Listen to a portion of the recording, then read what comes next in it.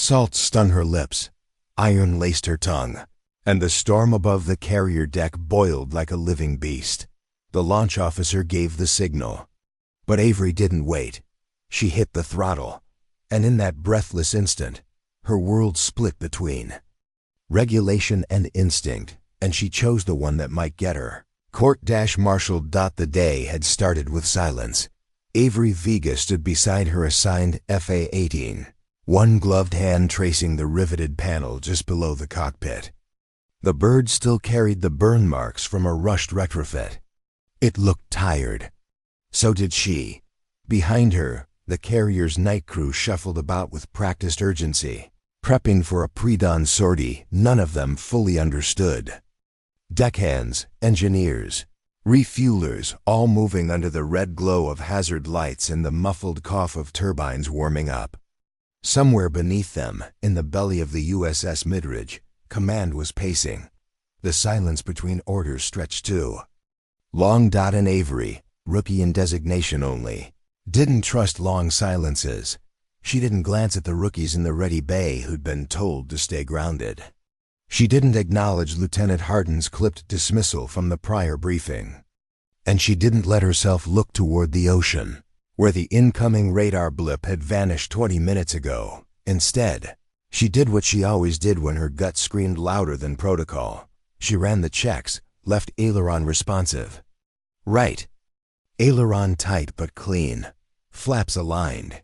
Canopy seal read green. HUD flickered alive. "That jet ain't for you, Vega," barked Crew Chief Dawson behind her, his voice strained from years of shouting over turbines. "It will be," she murmured. He didn't argue. He knew better. The comms crackled. Not from the tower, not from Fleet. An encrypted ping. One she wasn't meant to hear. Avery stepped back. Blinked. The code was old. Legacy. Her father's. Rear. Admiral Titus's office was half lit. Screens pulled into half moons of tactical feeds and heat signatures. The storm had scrambled most satellite relays, but the ghost image of a submerged drone swirled again and again on every feed. "I don't like ghosts," Titus muttered. Captain Marlowe grunted. "You want the truth, sir, or comfort?" "I want to know why 4 ships reported an anomalous shadow 5 clicks off grid and then lost visual." Marlowe folded his arms. "Vega's got eyes. You want her up? She's not cleared. She's the only one who'd see what we're not." The Admiral didn't answer. Just looked back at the grainy blur on screen. Avery listened to the encrypted message again. Flight path corrupted. Shadow diver descending. Autonomous signature incompatible. Use surgical track line. It wasn't a full sentence. It wasn't a briefing. It was a warning. She finished her systems check, closed the panel, and walked toward the wings. Thunder boomed above. But the sea was worse. No clearance. No wingman. No rescue. She climbed in anyway. Launch. Officer Rickson reached up as she pulled the canopy closed. His brows furrowed. Double quotes. "Vega, you sure about this?" "Not remotely. They didn't approve the op. They will, in hindsight." His hand hesitated on the edge of the canopy. "You go up, and it's on your name. No squad cover. No bird back. You know that?" Avery nodded. "Why?" She didn't answer. But her eyes flicked toward the rolling shadow. 10 miles out. He saw it too. She hit the throttle. The jet lurched forward. High. Above the midridge, turbulence curled like a fist around her. Every alarm that shouldn't be lighting up was. Her radar didn't register the object. Her tracking system blinked uselessly. Target acquisition failed to lock. It was like flying blind into static. But Avery didn't need sight.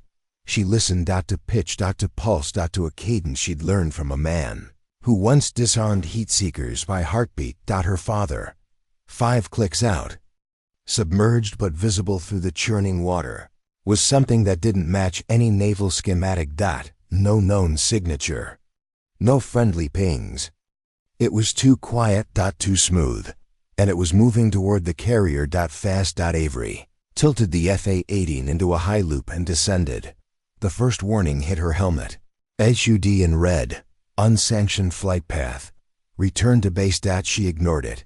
The second. Locked from mid-ridge gunners. Identify. She didn't answer. Instead, she hit a frequency buried beneath emergency channels. This is Talon 1. Legacy Echo 5. Paint the sea. You'll see it. She waited. Then a pause. A long one, then slowly. The battleship's deck gun swiveled. A sudden breach. The object tore out of the ocean like a leviathan, not propelled by turbines or rotors, but something else entirely. Smooth black metal. No cockpit, no windows. No lights. It looked wrong. Alien. And it was rising fast. Avery banked hard, catching the vector before it could escape the arc. Missile lock failed. She did it manually. Gorses slammed her into the harness. She squeezed the trigger, and then everything went white.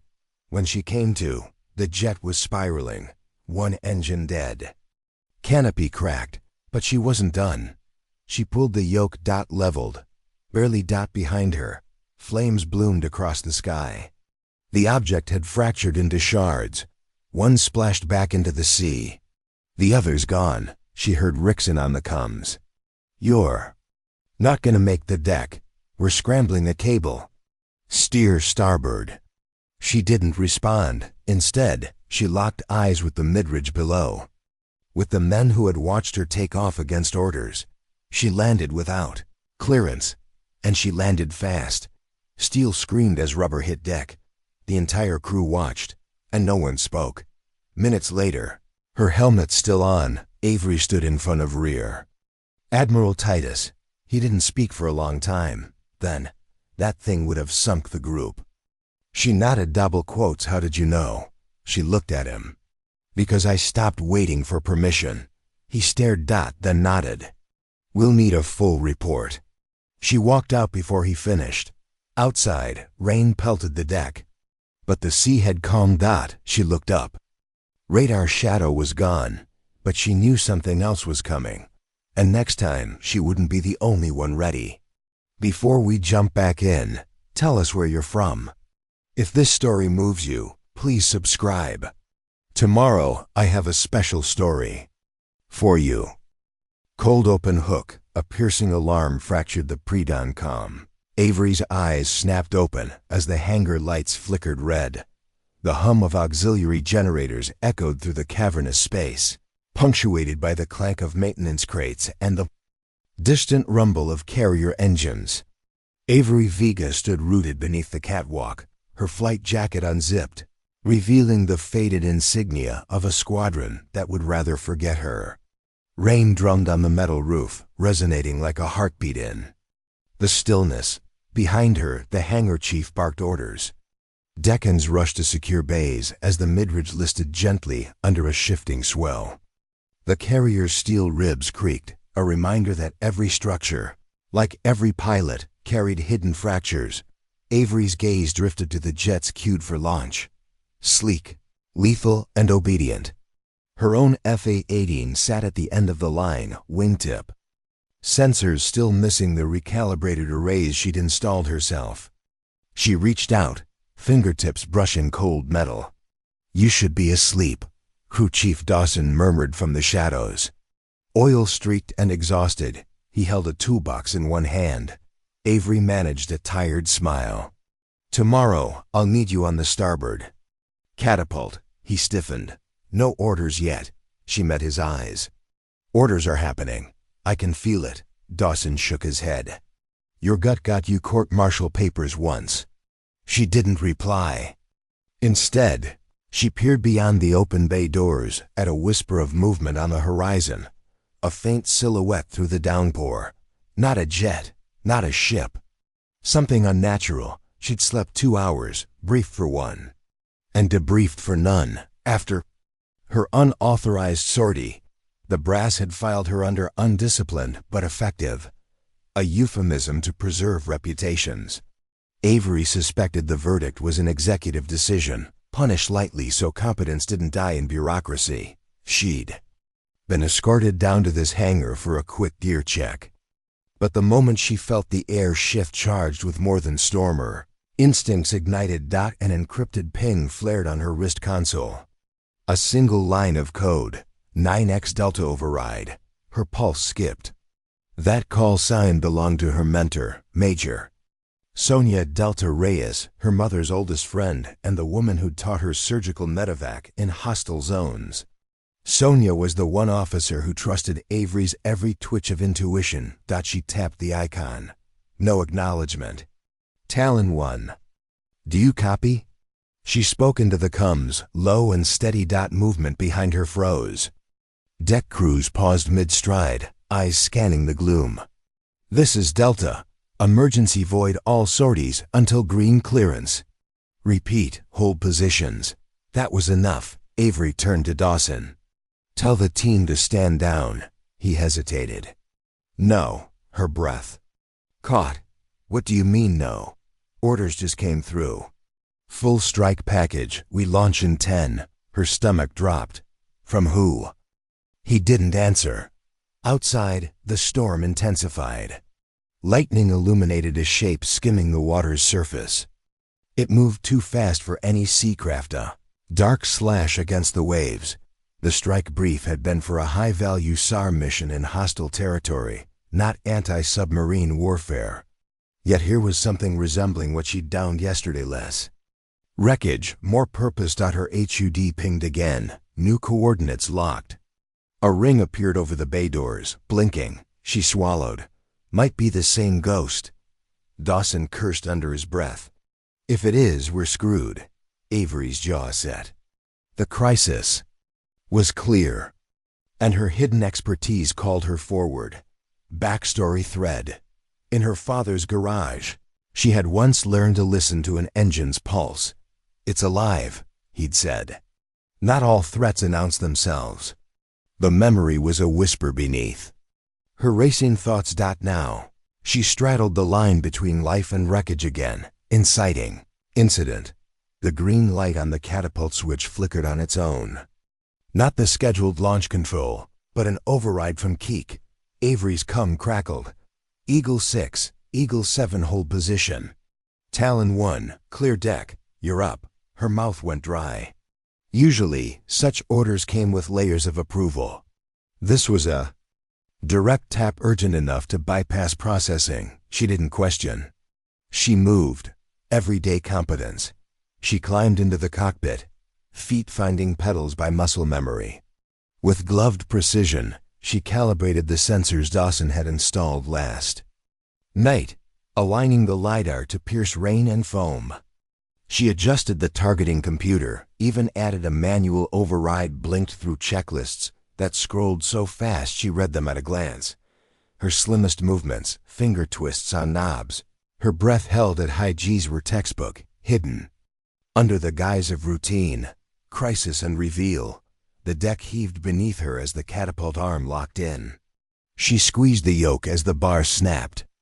The jet launched with a ferocious roar. Splitting the storm. She punched through the cloud layer and found the object carving a wake across the waves. Weapons arrayed like outboard wings. Missiles were inbound from 2 directions. No squad backing. Her, no mid-air refuel. No rescue. Only her. She banked into the storm, targeting pods humming. A single missile screamed past her cockpit, tearing at the night. She rolled, pulled the shot, fired 2 more. One clipped the craft's dorsal fin, sending sparks against the black sky. The second struck the aft, and the thing staggered. Then it dove, resolution and reflection. High above, she tracked its descent. It splashed into an oil slick, disappearing. Her cums crackled. Report light damage, but structure intact. You're golden, Vega, Dawson's voice. She exhaled. Returning to deck. As she turned, a new blip appeared off her starboard wing. A wingman, Lieutenant Hardin, in a ghost-painted F-18, matching her vector. He spoke without preamble. Can't keep all the fun to yourself. She smirked, but inside her mind raced. Who'd authorized reinforcement? Delta? And why? From below, the Midridge's deck lights beckoned. She set her course. End of Part 2. Cliffhanger. What's next for Avery? Cold open hook. The radar blinked once, then every screen on the bridge froze, flickered, and bled static. Rear Admiral Titus stood with both palms braced against the plotting table, his brow furrowed. The sea around the USS Midridge was quiet. Too quiet. An hour ago, they'd watched Avery Vega take down something no one could identify. Now the air felt heavier, like the calm after a scream. "Report," Titus ordered. "Sir," Ensign Pell said. CIC's scopes just blanked out. Tactical feed corrupted. "We lost satellite sync and intership comms for 13 seconds. Captain Marlowe squinted at a frozen radar display. "Was it another one?" Titus didn't answer. Instead, he looked up through the observation window. Where the flight deck lights shimmered in the fading storm, Avery Vega's jet still sat at the far end of the runway. Scorched and dented, like a war monument too fresh to be forgotten, he muttered, "Call her up, now." Avery was halfway through replacing the cracked HUD panel when the call came. She wiped grease off her hands, nodded at Dawson, and walked toward the hangar's upper level. Every man she passed turned to look. None spoke, even Hardin, who had once rolled his eyes at her in every training sim, now watched with a quiet, uncertain respect. She climbed the ladder 2 rungs at a time. Rear Admiral Titus stood waiting. "Vega." "Sir, you're not off the books anymore." Avery tilted her head. "Was I ever on them?" Titus allowed a rare smirk. Then he pointed at the console. "Walk me through what you saw." "Everything." She took a breath. It wasn't a drone. Not in any way we define one. No heat signature, no ping, no M footprint. But it reacted. It dodged. It tracked me. That's not automation. That's intent. He nodded. And that override ping? Deltas. Code. Titus tapped his fingers on the steel rim. Major Reyes is Mia. Presumed dead. She hasn't pinged the grid in 19 months. Avery froze. That code was impossible to forge. Unless someone had her gear, or she was still alive. Backstory. Thread. Major Sonia Reyes had once saved Avery's life in a jungle op gone wrong. Pinned down, bleeding, her radio down, Avery had watched Reyes materialize from the trees and neutralize. A sniper nest without breaking stride. She called her Delta because she was the unseen change that rewrote missions. If Sonia was alive and signaling, it meant something darker was surfacing. Inciting incident. 2 destroyers broke formation. Quietly rerouted by a secondary protocol. No public command given. In 0200, a silent aircraft took off from an adjacent carrier. Black markings, no registry. No chatter. Avery was watching from the tower when it vanished into the clouds. Hardin appeared beside her. "You thinking what I'm thinking?" "That we're not done," she said. Hardin handed her a printout. "Intercept this." Found it in CIC's data queue. It's a live ping, same origin as Delta's code. The coordinates pointed north.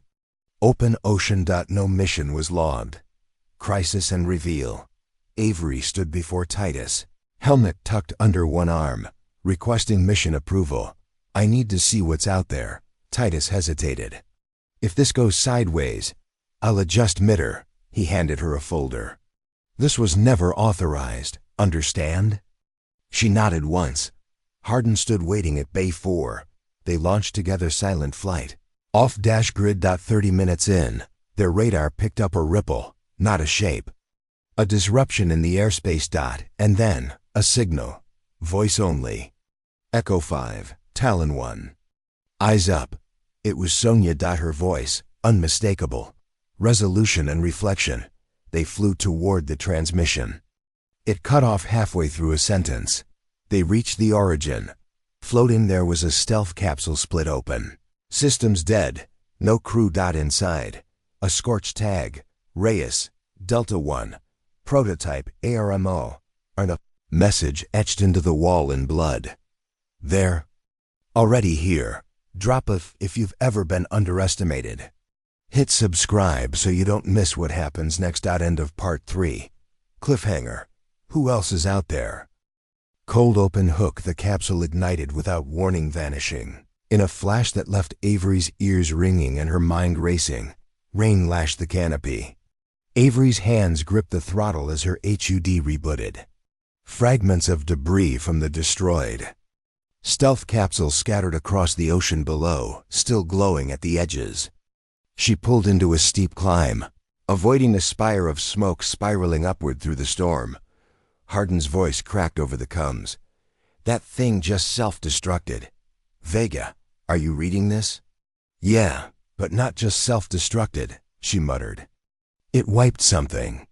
Rear Admiral Titus watched the live feed cut to black. We lost visuals, Ensign Pell said, typing rapidly. Telemetry burned out right before detonation. That was a clean digital kill, said Captain Marlowe. That wasn't an accident. Titus stared at the blank screen. They knew we were watching. Back in the cockpit, Avery fought to steady her breathing. Sonia Reyes's voice had cut through the dark like a flare, but now it was gone. Every trace of the stealth capsule, its signal, and its data was disappearing from the system before her eyes. Hardin's jet pulled into formation beside hers. Running lights dimmed. You think she's still alive? He asked. Avery's fingers hovered over the comms. She was, until that detonation. Or someone wanted us to think so. She banked right, guiding them toward the fallback vector. She needed to land. She needed time. And she needed answers. Backstory thread. Sonia Reyes had always warned her. The real threats don't glow red. They go quiet. You feel them in your bones first. That's when you listen. Avery had never forgotten that.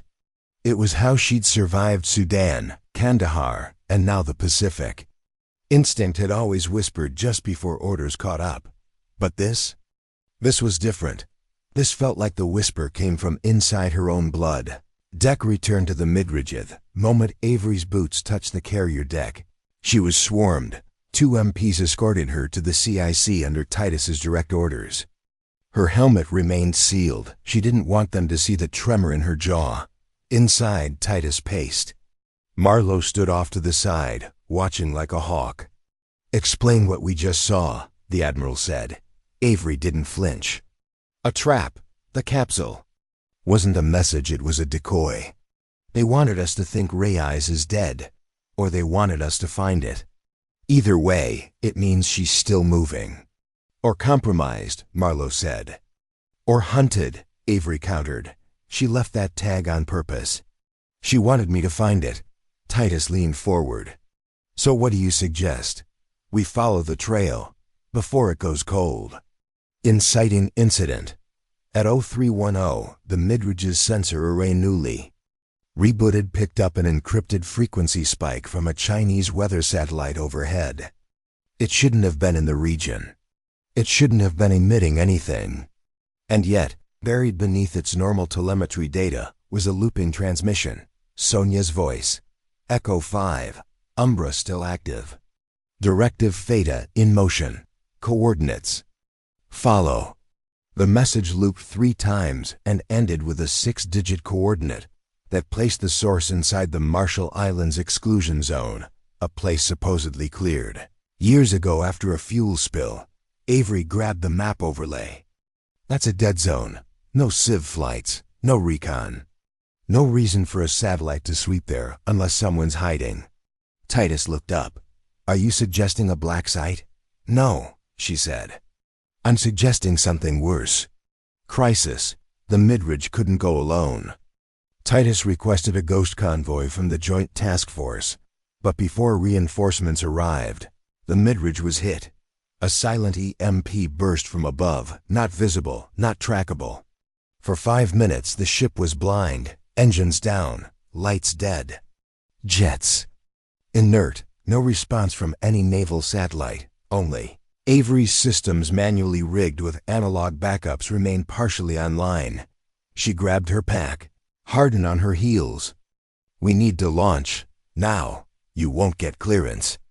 We didn't last time either. Reveal the shadow below. As they launched manually off the backup rail, Avery's screen lit up with sonar. A shadow below the midridge, bigger than the carrier. Not moving, just watching. Avery whispered, "It's not a drone. It's a platform." Hardin's voice was tight. "That thing has been sitting under us for hours." Then the midridge's power surged back. Lights snapped on. "Systems REBOOTED. And the shadow began to move, northwest, toward the same coordinates Sonia had broadcast. "Made her decision: go dark or die trying. We follow it," Avery said. "We'll lose signal the moment we leave the grid," Hardin warned. "Then we make our own signal." They adjusted elevation, killing lights, running radio silent. Fuel would only last 4 hours. But whatever the shadow was, it wasn't waiting. As they tailed it, storm clouds parted above. And in the moonlight, Avery saw it fully for the first time. A vessel. Massive. No flag. No markings. No sound. And riding on its spine something mechanical, humanoid in shape. Arms folded across its chest like a slumbering titan. She exhaled. "That's not naval tech. Then whose is it?" Hardin asked. Avery whispered, "That's what we're about to find out." Resolution and reflection. Just before they lost fuel, a platform blinked into view on Avery's tactical map. Hidden, cloaked, but there. A structure built into an island's ridge. They aimed for it. Just as their engines sputtered, emergency landing. Vectors aligned. They crash-landed into a sand trench. Tore off helmets. Silence. Then footsteps. A woman in tattered fatigues. Blood on her sleeve. A weapon in hand. "Talon 1, she said. Voice raw. It was Sonia. Alive. And behind her, a wall covered in photos. Each of a pilot. Each marked dead. Except Avery's. Hers was circled in red. Drop us if you knew she'd make it this far. Subscribe now, because next chapter, everything breaks wide open. End of part 4, cliffhanger. Who marked Avery's photo? And why is she the last one left? Cold open hook. Sonia didn't flinch as bullets tore into the sand beside them, just turned, chambered around and said, "Run." The echo of gunfire chased them down the narrow rock corridor. Avery ducked low, one hand pressed to the side of her helmet to muffle the shriek of near misses. Hardin was behind her, weapon drawn but hesitant, eyes darting between the jagged cliffs and the figure ahead. Sonia Reyes. Alive, limping, and moving like someone who didn't expect to survive the night. They reached a blast door camouflaged as natural stone. Sonia punched a code into a weather-worn keypad, and with a hiss, it groaned open. Inside, darkness, smell of ozone, and a faint hum beneath the floor. "In," Sonia barked. They obeyed. The door sealed shut behind them, snuffing out the light in the gunfire. Interior, the hidden Sightcal sign, cinder ARC lights flickered on. Emergency red, then low white. The space opened into a massive underground hangar, ruined tech, broken terminals. Wall displays half smashed, but in the center 12 pods. 11 shattered. Only one remained intact. And inside it, a flight suit. Unlike any Avery had ever seen. Chromium alloy plating. Micro-hydraulic limbs. A cockpit interface at the base, like someone had fused a fighter jet and a mech suit into one. Avery's breath caught. Hardin just stared. Sonia finally spoke. "Project Umbra. They told you it was mothballed. They lied." Backstory threat. Avery had heard whispers in training of a weapons program too advanced, too unstable, shut down after a failed deployment. No names, no records. Just a rumor, UMBRA, designed to create one-person aerial dominance without support. They said it killed its pilot. They didn't say it was still running. Sonia limped toward the last pod. "They came for us when we tried to shut it down. One by one, they silenced us. I stayed hidden because I knew they'd need one pilot who could finish it." She turned to Avery. "You." Avery's mouth dried. "Why me?" "Because you saw it. You survived. You improvise. And because they marked you. Hardin stepped forward. Marked her how? Sonya tapped the console. The wall screen flared to life. Satellite imagery, digital overlays, target logs, surveillance grids. Avery Vega, red priority. Status, active threat, inciting incident, the kill order Titus's. Voice cut through the static on Sonya's long-range comm. To any surviving friendly units, Vega is compromised. Do not engage, she's gone rogue, Hardin swore. They think you're the leak, Sonya said quietly. That's how they cover the project. Burn the last witness. Avery's fingers curled into fists. Then we make them see what's really coming. Crisis. Incoming. The platform outside shuddered. Sirens flared. Surveillance drones swarmed the sky. Hardin looked at the pod. You sure that thing works? I kept it alive, Sonya said. Barely. The neural link will fight you. It doesn't like strangers. Avery stepped toward it. It won't find one. She climbed in. Metal hissed. The pod sealed. Inside. Silence. Then dash contact. A. Jolt behind her eyes. Code streamed across her vision. She blinked. Her breath hitched. The suit booted. She wasn't just inside it. She was it. Reveal. Talon exoframe operational. The hangar roof split open. Avery stood 30 feet tall. The Talon exoframe moved as she moved. Every gesture mirrored. Each breath translated. Hardin. Watched. Jaw slack. That's not a suit. That's an aircraft. Sonya grinned. It's both. Outside, enemy gunships approached. Avery flexed her arm. 2 railguns locked into place. Let's fly. Resolution and reflection. The Talon. Suit launched from the hangar into a hurricane of steel and flame. It danced through enemy fire, crushed drones mid-flight, and moved like it knew the sky better than it knew the ground. Avery became more than a pilot. She became a warning. On the midridge, Titus watched the radar. We have a new contact. Unregistered, unbeatable. Marlowe leaned in. Is it her? Titus watched the display as a squadron vanished one by one. It's not her anymore. It's something we can't control. He turned away. And in the storm, Talon rose. Drop if you believe her story's just beginning. Subscribe now. Next chapter. The hunter becomes the hunted. End of part 5. Cliffhanger. What happens when she flies straight into the classified airspace that's trying to erase her?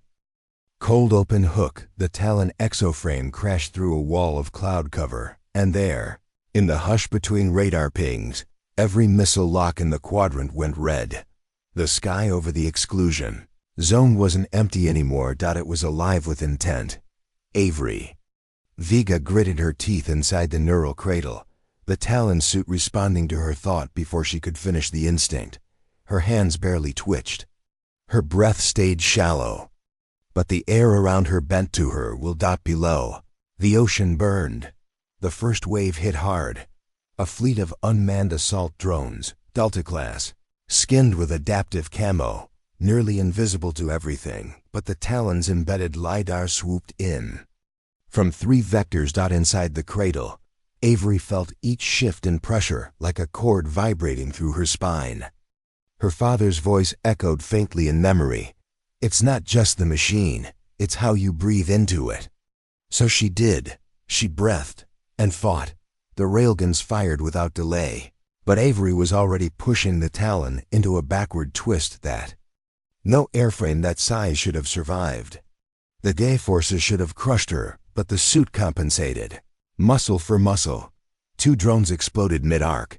The third banked left, firing a cluster of pulse rounds. The Talon twisted, arms raised.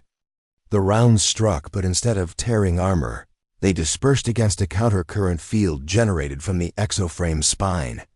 Field's unstable, Sonya crackled through the relay. You've got 5 minutes at that intensity before it melts. Avery muttered, then I'll make the next 4 count. Backstory thread. What the Talon really was years ago. A classified DARPA project called Tempest tried to create the first true pilot suit symbiosis. Not a cockpit, not a drone, something between. They failed. Too many variables. Too many neural collapses. But UMBRA wasn't about control. It was about trust. The pilot didn't command the machine. The pilot became a. Avery, molded by field trauma, honed by decades of war, DNA, calibrated through every emergency flight protocol ever invented, was the perfect match. The suit had waited for someone like her. Now, it had her on board the USS. Midridge Panic and Control Titus stood before the Joint Command holofeed. Vega's gone rogue. She accessed Umbra Tech. It's in play. I need authorization to terminate. The Vice Admiral leaned forward. You're saying one pilot in an old prototype took out 5 of our drones in a no-fly zone alone? She's not the pilot anymore, Titus growled. She's something else. A long pause. Then, authorization granted. Inciting incident. The hunter arrives high above Avery's flight vector. The sky shimmered. Then tore open. A new signature silent. Untracked descended at Mach 2. Design unknown. It wasn't a drone. It wasn't a jet. It was another suit. Bigger, sleeker, and painted matte black. Hardin's voice cracked in Avery's ear. You've got company. They launched one of their own. Looks newer, meaner. She locked eyes with the silhouette. Then, let's see how well it fights. Crisis Talon versus Umbra Prime. They clashed at sonic speed. Avery's railguns met a plasma lash from the opponent's gauntlets. The sky lit up with arcs of artificial lightning. The exoframes moved like dancers only. Their steps shattered clouds. Umbra Prime's eye adapted rapidly, switching styles mid-move. One moment a predator, the next a ghost. Avery's thoughts raced. Each dodge, block, parry, she had to guess 3 moves ahead. But the Talon wasn't just reacting. It was learning. She's sinking, Sonia said from the console. She's pulling Prime's movement data into Talon's onboard core. It's evolving in real time, Hardin added. She's not flying it. She's outthinking it. But the suit wasn't built to last. Reveal code burn. A warning blinked across Avery's vision. Core temp 91%, synaptic link stress 84%, neural compression 62 seconds. Ing. The exoframe was breaking her mind apart. Just to keep her alive. She blinked hard. No choice. She whispered, "Initiate dead drop." Sonia gasped. That protocol was never tested. Avery replied, "Then I'll be the first." The Talon's spine opened. Every ounce of power funneled into one explosive. Kinetic pulse. Umbra Prime charged. Talon dove. They collided, shockwaves rippling across the sea. And both disappeared beneath the clouds. Resolution and reflection 30 miles out. Hardin circled. No COMS. No visuals. Then a glimmer in the storm. Talon. Barely intact. One arm missing. Systems redlined, but still airborne. Inside. Avery Vega breathing. Barely. Sonia single quotes S voice cracked over the relay. You bought us time, but they'll send more. Avery whispered. Then we'll meet them in the air. And behind her, in the broken Talon Suit 1 new system lit up. Pilot genome match confirmed. Tier 1 exempt secondary link option unlocked. Unit Shadow -2 drop. If you believe the Talon isn't the only thing she master, subscribe cause part 7's the turning point. End of part 6. Cliffhanger. What is Shadow 2 and what else has been waiting for her to wake it up? Cold open hook. A tremor rippled beneath Avery's spine. Not fear. Not pain. Something waking up that didn't belong to her. Alone. The Talon exoframe hovered at the edge of collapse. One arm gone. Left stabilizer leaking plasma coolant. The neural buffer was redlining. Each movement cost Avery more than muscle. And yet, above the Pacific's black mirror, she stayed aloft. Hardin's jet circled distantly. Sonia's voice filtered in through layers of static. Avery Shadow 2 just came online. You activated a legacy sequence. We don't know what that even is, Avery exhaled. Then maybe it's time we find out. Deep below USS Midridge hangar, Base 7 technicians scrambled in emergency silence. A buried access shaft groaned open for the first time in years. Inside, coated in layers of pressure-sealed carbonite, a second unit blinked to life. Talon had been a prototype. Shadow 2 was the failsafe. And unlike Talon, Shadow 2 wasn't meant to fly solo. It was built for war. Rear Admiral Titus stormed down the operations corridor, escorted by 2 armed security leads. Marlowe tried to keep pace, datapad in hand. Sir, telemetry shows Shadow 2's system booting up. That shouldn't be possible, Titus spun. We should have decommissioned it. We did. You signed off the seal order. Titus's voice lowered. Then someone just broke it. Backstory thread. The Whisper files while still in flight school. Avery had once stumbled into a forgotten simulation archive. An AI, labeled Mirror Echo, ran a sequence too advanced for training protocols calculations. Tactics, reflexes. She'd reported it. The file vanished, but she remembered the name. Shadow-2. The AI didn't teach her. It learned from her. In the present, Sonia's relay sparked. Avery. The old backup server, the one tied to Umbra's inception, it just transmitted a direct link to your neural signature. Shadow 2 isn't just waking up, it's syncing. Avery's voice cracked. How long until it's operational? Minutes, maybe, if it holds. She looked out across the sea, and then she saw them. Inciting. Incident. The strike group appears 4 dark shapes on the horizon, stealth vessels. Angular, smooth, with sensor-scrambling coatings. Not Navy, not civilian. Not map. They rose from beneath the surface like ghosts. Each launched its own payload. Dozens of aerial units, unmanned but intelligent. Smarter, faster, and dead set on the Talon. Crisis. The Endurance Gauntlet. The sky darkened with swarm formation. Drones moved in sync, unnaturally coordinated. Like birds of prey sharing one mind. Avery checked her HUD. 92 remaining defense systems. Minimal weapons. Depleted, she whispered. Buy time. Talon spiraled upward. Railgun useless, she used gravity. Dove through the swarm like a blade. Metal screamed. Sparks peeled off the suit.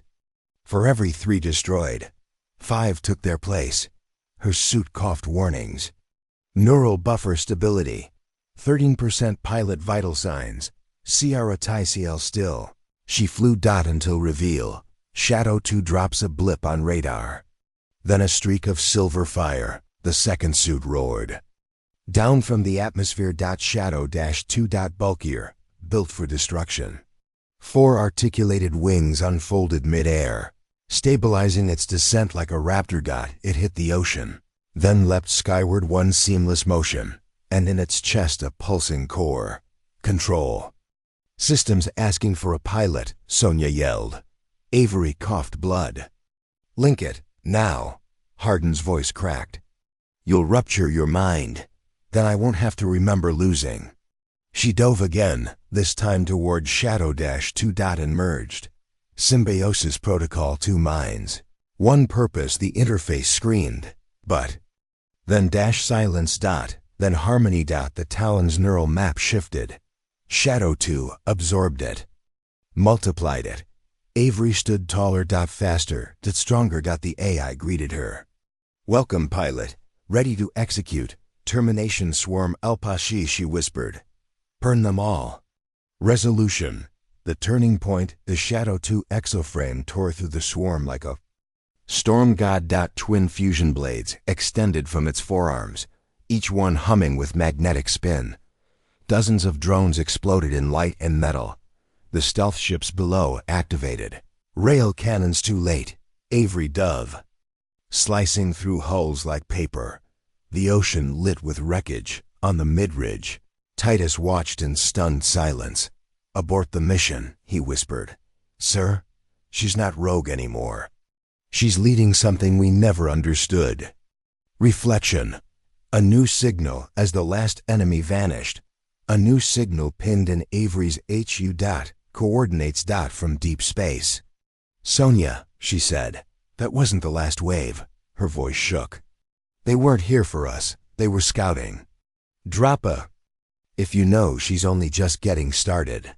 Hit subscribe because in Part 8, the war comes to the stars. End of Part 7. Cliffhanger. What's sending coordinates from beyond Earth? And who else knows Avery is cinched with the last weapon? They fear? Cold open hook. She thought she'd won. Then the stars blinked, and one of them blinked back. The ocean still burned where the enemy fleet had fallen, smoldering husks bobbing like rusted buoys in a sea made silent by victory. But Avery Vega wasn't. Looking down. She was staring up. At a section of night sky where one bright light, a satellite, a star, maybe more, had winked out, not by orbit, but by choice. The HUD in her dual-core Shadow 2 interface chirped again. Unregistered signal source trajectory. L5 stationary gravity well movement. Negative observational. Owen L. Harden's voice crackled through the coms. "Avery, do you see that?" Her throat was dry. "Yeah, and I think it sees me." USS Midridge situation. Room Titus stared at the feed still rebooting after the orbital sensor blackout. Marlowe paced behind him. Every major satellite over this hemisphere rerouted data through LEO subnetworks for 13 seconds. That's not weather. That's not solar flares. That's deliberate. Titus's jaw tensed. "Pull Project Karen's files, all of them." Pell turned from her console. "Sir?" "That project was sealed during Umbra's shutdown. Unseal it." "Someone's opened the door we swore we'd lock." Backstory thread. Project Karen wasn't a weapon. It was a failsafe against something they refused to name. A multinational deep orbit initiative to monitor gravity anomalies around Lagrange Point 5. Not built to detect launches, but arrivals. Incoming objects not from Earth.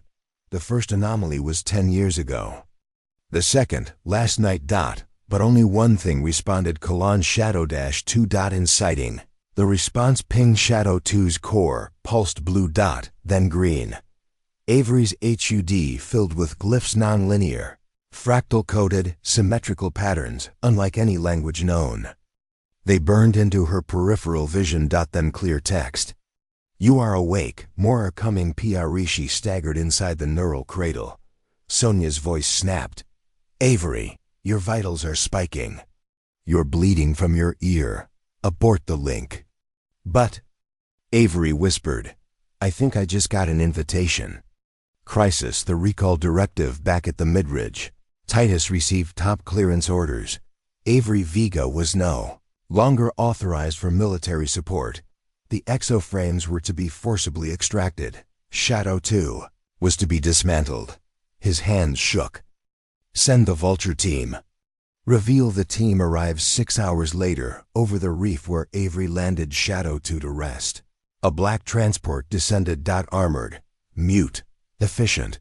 They didn't hail. They launched gas rounds.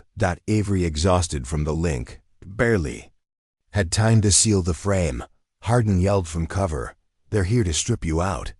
She climbed back into Shadow 2. "Let's see how much of me they can carry." The fight. Pilot versus protocol. It wasn't a dogfight. It was a dismantling. Avery didn't fly. She stalked. Each frame movement cracked jungle canopies. She moved through trees like a myth.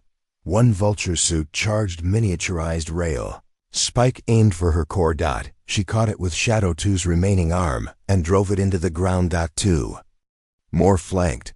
She ejected the suit's side plates, magnetized blades that flew outward, slicing their limbs clean. Then silence. Harden approached slowly. "Avery." "They sent kill teams, our own." She nodded. "Because I saw something they didn't want me to see." Resolution. The sky speaks again. Avery activated Shadow 2's upper core. She wasn't linked anymore. She was at. The suit blinked. New data. Coordinates. This time lunar. And an overlay. A signal buried beneath the first message. "You are not first. You are not last. Others will follow. Defend the Turhakarn. Read it over her shoulder. Threshold to what? She didn't answer. She looked up at the blinking light that had returned to the sky. This time, it didn't blink out. It pulsed. Droppa, if you've ever felt watched from above. Subscribe now because Part 9 crosses the line into the unknown. End of Part 8. Cliffhanger. What is the threshold, and who else besides Avery might already have crossed it? Cold open hook. She had one foot in the machine, one eye on the stars, and a voice in her head that wasn't hers whispered, "You're already late." Shadow 2's upper console stopped flashing glyphs and translated one line into English. Transport request granted. Window T6 hours launch from Cinder Arc. Manual trajectory. ONLY. Avery stood outside the exoframe, helmet tucked under one arm, gaze fixed on the blackening sky. Behind her, Sonia was cross-referencing the pulse maps. Hardin was silent, scanning the jungle perimeter as if expecting the sky to drop more black suits. 6 hours, Avery muttered. That's all the time we've got. Then whatever's waiting at that threshold won't wait anymore. Hardin gave a sideways glance. You sure we should go toward it? She didn't blink. I think I was built to. Backstory thread. Sonia's theory. Hours before the activation, Sonia had warned, the UMBR, a neural lattice, was never designed by us alone. Avery had scoffed. What does that mean? Sonia had replied, I think we reverse engineered it. From something not born on Earth. That had sounded like conspiracy. Until the stars began talking back. Inciting incident. Cinder Arc prepares for launch. The underground base rumbled as long-dead elevators sputtered to life. Deep beneath the old structure was a vertical shaft meant for ballistic drone deployment, a throwaway relic from the first Gulf Tech Wars. Now, Sonia had rerouted its ignition systems. Shadow 2 stood in the center. Magnetic clamps hissed, turbines slowly spinning. Avery was already suited up. Pressure's good. Biosync 91%, Sonia called. Hardin stepped forward, still hesitant. You launch, there's no promise of a return path. Avery smiled without joy. Funny, I haven't seen one since I first flew unauthorized. She climbed in. Shadow 2 sealed around her. And the launch sequence began. Crisis sabotage in orbit as the countdown hit T-0 hours 3 minutes and 0 seconds. A high-pitched alarm screamed through Cinder Arc. One of the atmospheric scramblers had triggered a power surge. The backup thruster units were gone. Hardin shouted. They rigged it. Titus must have installed a backdoor protocol before he retreated. Avery's voice crackled from inside the suit. How much altitude do I lose? Sonia's eyes flicked over data. 36,000 feet. You'll bounce off orbit unless you compensate manually. And the neural load. Avery, it'll be like pulling 3 Gs directly into your frontal lobe.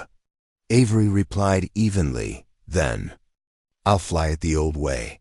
The countdown continued. Launchman and machine.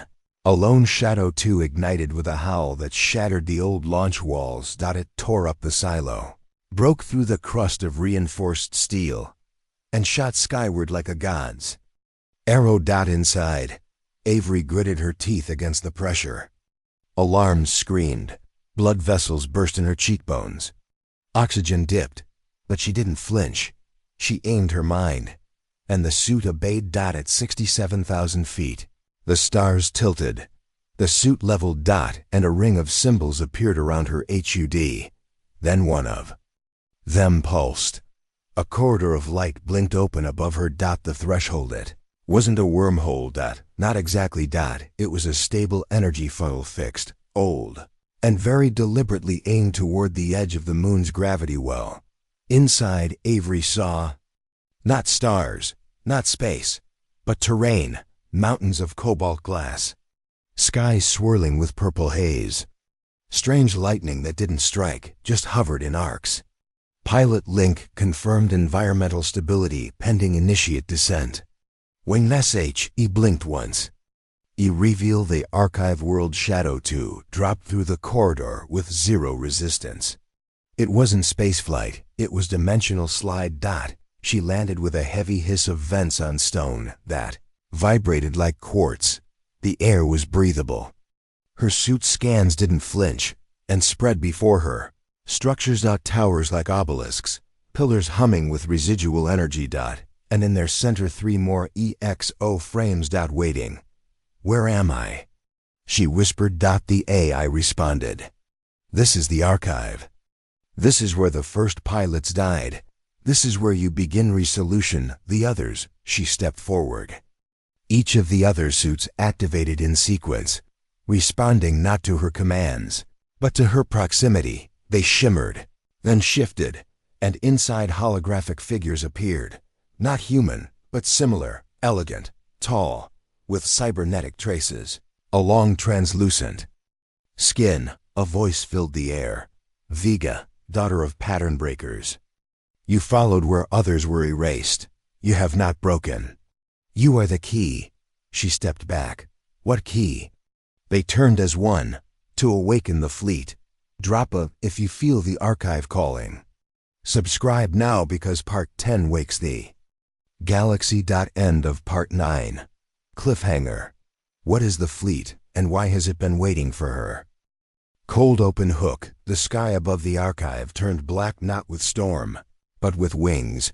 Avery Vega stood at the edge of the alien platform, Shadow 2 humming beneath her skin, exosystems twitching in resonance with the strange technology around her. The terrain shimmered beneath a constant electric pulse, the air warm, the sky copper-toned, and directly ahead, the 3 ancient exoframes loomed, activated by her presence, each one broadcasting alien code that slowly translated itself through Shadow 2's ever-learning interface. To awaken the fleet, the beings had said, but they hadn't mentioned how or why. Her. Behind her, the portal shimmered, the threshold still open, faint but flickering now, like it knew something was watching. Avery's eyes narrowed. Backstory. Thread. The first protocol Shadow system memory had begun unspooling files from deep archives, recordings, tactical diagrams, pilot logs from before it had even been activated. They weren't human voices, but they'd flown like humans. 1. Entry. Fleet status compromised. Retreating to archive. 1 remains viable. If you find this, protect the key. The rest will follow. Avery replayed it twice. The tone in the voice wasn't robotic. It was regretful. She whispered to herself, "I'm not the first." Shadow 2 replied, without prompt, "You are the first to RET warn inciting incident. Skyfall." The sky shifted. A tremor across the gravity field caused the towers to oscillate. From the horizon, specks appeared, then shapes, then wings. At first, Avery thought they were aircraft, then birds. Then something in between, armored, angled creatures that shimmered like obsidian. Wings curled and serrated, dozens, then hundreds. The HUD flashed. Hostile vector confirmed, non-human entity identifier. Brood shard. Brood what? Avery muttered. The archive beings turned to face the swarm. They were not surprised. One of them raised a hand and pointed at Avery. "The key fights, we protect." Then they vanished. Not ran. Vanished. Crisis. Shadow 2 versus the Brood. The first wave dove without sound. Shadow 2's limbs locked into intercept posture. Avery felt it before she saw it, a ripple in her spine as 3 entities slashed down toward her position. She met them with blade and burst. Railgun spun into action. The ground cratered beneath her as she leapt skyward, the air filled with black feathers that weren't feathers, shards of some kind of sensor disruptor that danced like snow and fried most active radar. Avery had long since stopped needing radar. She listened to the air, and she struck. 2 fell. The third screeched, a harmonic pulse that made her ears bleed through the helmet. "Too many!" Sonia yelled over the far channel, barely patched through. "I see them," Avery said. Teeth clenched. A cluster of brood shards swarmed, spiraling into a cyclone. Shadow 2 was knocked mid-air, plummeting toward a crystal ridge. Avery readed power. Reverse thrust. Her body slammed back into the neural gel cradle, and the suit obeyed. She never hit the ground. Reveal. The beacon core in the fight's chaos. Avery fell near one of the archive towers. From the cracked floor, a deep hum rose. The HUD began flashing in complex syncopation. Beacon core compatible insert link key. Her chest plate pulsed. The I whispered, "You are the lion." She reached out. Her gloved hand touched the pillar. Light exploded outward. Every brood shard froze in air. Not dead. Listening. Then, one by one, they turned and flew away. Sonia. Avery, what did you do? Avery collapsed to one knee. I told them I wasn't the enemy. Hardin's voice. You just redirected a swarm of sentient war beasts with your heartbeat. Avery stood slowly. I didn't just awaken a fleet, I commanded. Resolution, return fire behind the archive. The sky broke again, but this time, a ship. Human. Stealth. Black. The midridge. And behind it, 3 others. Titus had arrived. Shadow 2. Pinged with a new message. Your own fleet arrives. They bring fire. Do you return IT? What? And Avery hesitated. Then whispered, no. Shadow 2 retracted weapons. Instead, she broadcast to every human channel. Stand down or be rewritten. Drop a if you believe she earned her command. Subscribe now. Part 11 rewrites history and her orders. End of Part 10. Cliffhanger. Will Earth's forces see her as savior? Or something to be silenced before she tells the truth? Cold open hook, every gun aboard the midridge. Locked onto her until her next word rewrote the command chain. The archive plateau shimmered in the dusklight of the alien world. Avery Vega stood in the open, exposed but unafraid. Shadow 2's reactor humming low and steady behind her. Above, 4 Earth warships hovered in a staggered line across the sky, each bristling with anti-orbital armament, holding position like executioners. Her voice echoed through open frequencies. Midridge Command. This is Commander Avery Vega. I am not your threat. Stand down. Silence. Then Rear Admiral Titus. Vega, you don't give orders anymore. You left protocol the second you crossed that threshold. Her reply was calm. Then listen closely. Because everything you think you know about the UMBR, a program about the archive, about the fleet, it's not just outdated. It's obsolete.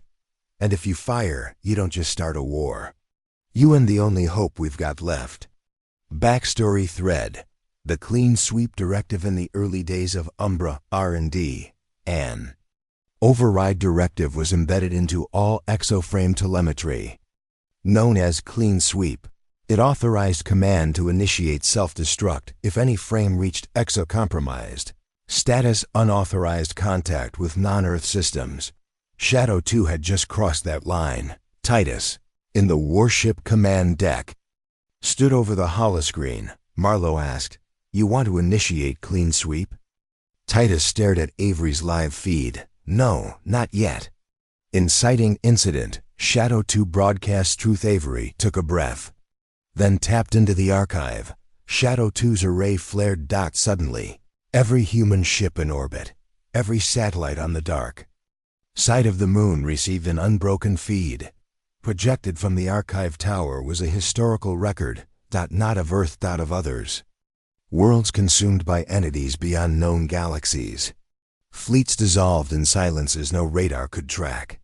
Final messages from pilots in languages older than carbon. Then images. Of Shadow 2 and its siblings being buried. Not built. Marlowe's voice cracked. We didn't invent them. We found them. Titus whispered, God help us. Crisis. Mutiny in orbit inside the midridge. Captain Dolan of the Second Fleet turned on Titus. If she's right, we can't kill her. We have to back her. Others hesitated. Titus raised his weapon. She's compromised. And if she can control what's in that archive, she can turn it on us. Then came a voice no one expected. Pell, the youngest bridge officer. Sir, she hasn't fired once, and we have.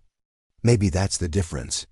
Titus's hand trembled. He lowered the gun. Fine, we wait. But the second she turns, no one replied. Reveal. The beacon unlocks. The archive towers pulsed again.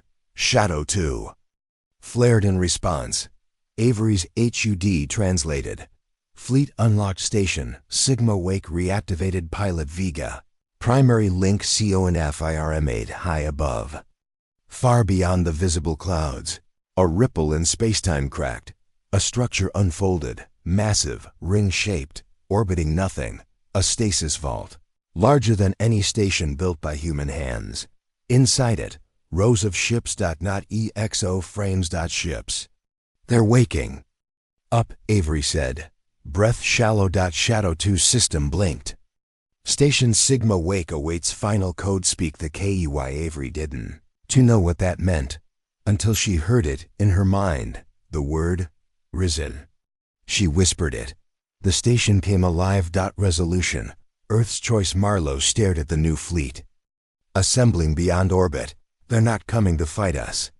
They're answering her. Back at the archive, Avery knelt beside the beacon. Her voice cracked with exhaustion. I don't know how to lead them. I'm just a pilot. Shadow 2 replied. Pilots lead. Kings follow. Earth now faced a decision. Follow her, or fall behind. Drop a if you believe she was always meant to lead the sky. Subscribe because in part 12, the Earth will decide who it fears more, its enemies, or its heroes. End of part 11, cliffhanger, with the ancient fleet awakening. Will Earth kneel, flee, or rise to follow the last pilot standing? Cold open hook. The Earth Council's emergency session lasted 11 minutes. 5 for panic, 4 for denial, and 2 to declare Avery Vega an immediate threat to planetary sovereignty. From her perch beside the archive beacon, Avery Vega watched. The first of the ancient vessels unlocked themselves, massive. Organic ships, sleek curves fused with alien alloys, rose from the cradle of the Sigma Wake station. They didn't ignite thrusters. They floated upward, slow and reverent, as if unsure the war was still on. Shadow 2's neural mesh fed her information in a cadence deeper than words. These weren't ships waiting for orders. They were survivors waiting for purpose. Back on Earth. Above a Black Sea military complex in Geneva, the Council of Defensive Powers convened by emergency override. A hologram of Avery projected mid-transmission. Arms outstretched in front of the archive tower looped in silence. President Wu of Pan-Pacific Alliance stood first. She has activated a foreign fleet in proximity to Earth's orbit. We cannot assume allegiance, nor can we assume hostility, countered Chancellor Otto of the Western Union. Wu, she bypassed every failsafe, hijacked orbital data, interrupted a no-fly zone above the lunar hemisphere, and she speaks in glyphs. Otto, she hasn't fired once. And they're calling her the key. Wu, then we've already lost control. A vote was held. 11-4. Resolution passed. Avery Vega was declared an active rogue entity. Earth's fleets were ordered to stand ready for containment. Backstory. Thread. The oldest blueprint inside Shadow 2's archive. Avery accessed. One of the oldest logs. A single pilot. One who will not yield to programmed fear. The lattice will only bind to a mind that doubts everything but its own purpose. The pilot was never meant to be a soldier. They were meant to be a question the universe had to answer, and Avery, despite every doubt, had become that question. Inciting incident, the beacon broadcast with Sigma Wake fully operational, the archive. Signal amplified across 2 solar systems. Asteroid listening posts pinged alive. Abandoned. Probes REBOOTED. And buried deep beneath the Pacific. In the sealed core of Earth's first failed Umbra test site, something began to glow. The forgotten. Third frame. Umbra 0. Abyss black. Unresponsive since the program's collapse. Now. It pulsed. Rear Admiral Titus was summoned. Back into active command. He didn't argue. He packed his sidearm and requested an orbital interceptor. Crisis. Earth strikes first 2 days later. Orbit above Archive World. Without warning, a barrage of kinetic slugs streaked from the human destroyer Valiant Dawn. 3 impacted. Sigma Wake's outer hull. 1 struck near the Archive's atmosphere ring. Avery's coms exploded with warning tones. Caution. Multiple hostiles. Choose. Response. Arias Durant, she hissed through gritted teeth. Restraint. Shadow 2 flared with an EMP burst, non-lethal. The slugs lost velocity, dropped like stones. Then, the enemy coms opened. Titus. You don't want this to escalate, Vega. Then stop firing. Earth has made its choice. We cannot risk you rewriting the chain of command with alien tech. Then you'll be chasing a ghost. He paused. What? She disconnected. Reveal. Shadow 2 fragments. Avery requested internal sync expansion. Shadow 2 responded with an anomaly. A second consciousness had formed in the neural chamber. Not hostile. Not entirely foreign. A mirror of herself, encoded in a quantum echo. Echo ID 9XV status. Stabilizing function. Parallel strategic interface. Avery whispered. You're me. The echo replied. I'm who you'll need to be next. Resolution. A new kind of command. Earth's second strike was intercepted not by Avery, but by the newly activated fleet from Sigma Wake. They didn't destroy the payload. They rewrote it mid-air. Data returned to the launchers before impact. Telemetry, coordinates, and a message. Weakened to race war. Or leave you to it. The Earth Council fell silent. For once, Avery stood inside the Archive's inner chamber. Around her, new glyphs aligned. A door opened, not physical, but dimensional. It spiraled outward like ink in water. Harden appeared on the relay. Where does it lead? Avery smiled. Not where, who, and stepped through. Drop it. You believe the war just changed sides. Subscribe now. Part 13 reveals the final choice that changes all future wars. End of Part 12. Cliffhanger. Where is Avery going next, and what awaits her on the other side of the dimensional gate? Cold open hook. She didn't fall through the gate. She was pulled. Like a memory being summoned home. The dimensional rift didn't feel like space. Avery. Vega drifted through bands of light that curved instead of traveled. Colors that hummed in languages, not hues.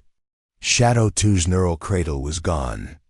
So were her gloves, her boots, her HUD. She floated in a vessel shaped like nothing. No engines, no gravity. Just purpose. In ahead, a shape began to form. Not a station, not a ship. A mind. Back on Archive World, Sonia tracked Avery's life signs flickering. But stable. Harden knelt beside the last glyph tower. She's really gone, he said quietly. Sonia nodded. Not gone, just in the one place none of us could follow. Backstory thread. Project Ciaraditas had once read a classified report labeled Project Cradle, Infrastructure, Memory Field. It theorized a DeepMind archive embedded in the very fabric of the ship's Umbra, recovered a place where pilots could be preserved, tested, even transformed. They'd never found it. Until now, inside the gate. Avery stood before a figure. It looked like her, but older, and it spoke in her voice. You're the echo they always feared. Avery narrowed her eyes. What are you? I'm what happens if you survive. I'm every mistake you haven't made yet. I'm the warning before the last war begins. The being extended a hand. A control panel bloomed mid-air. Choose. Avery Vega. The Archive can rewrite every command network on Earth. You can become the new chain of command. Avery stared. Inciting incident. The ultimate override. Back in orbit. Earth's fleets rearmed. The Council ordered a final strike. Target. Sigma Wake Station. Impact to -30 minutes. In the Archive mind, Avery's reflection explained. The fleet you activated. Those ships don't obey you because you're powerful. They obey because you haven't lied to them. You're not their queen. You're their proof. Crisis, the choice. Avery looked at the console. One button, redirect. If she pushed it, Earth's weaponry would fail. Targeting systems would break. Satellites would forget what to fear. But Earth would no longer be free, they'd be hers. Hardens. Voice, barely a whisper through the link. Avery, don't become the thing we're trying to replace. Reveal, the second path. Then, another panel unfolded. One that said, release. The voice of the older Avery warned. That one removes all controls. It frees them, even from you. Avery smiled, good, and pressed it. The archive exploded outward, not in fire, but in signal. Every ship, every exoframe, every orbital gun received new instructions. Pilot authority, relinquished. Chain of command, unlocked choice. Why some ships stood down. Some didn't, but none were the same. Resolution. Return to real space. Avery woke up beneath Archive Tower. Sonia sobbed. Harden caught her as she staggered from the cradle. You did it, he whispered. No, she said. I stopped needing to. She looked to the sky. Sigma Wake blinked. Then one by one, the ships vanished into space. Not toward war, but toward purpose. She'd lit the beacon. The universe would answer. 2 weeks later, back on Earth. Avery stood before the Defense Assembly. No chains, no trial. Just a mic. Command used to be about who you could control, she said. But in the skies I flew. Command was who you were willing to follow. Silence. Then applause. And somewhere high above, the stars pulsed once like they too had decided to follow. This story took us a long time. If you like it, subscribe. Now back to the story. 2 more great stories are next. Don't miss them. Subscribe and turn on notifications. End of part 13, story complete.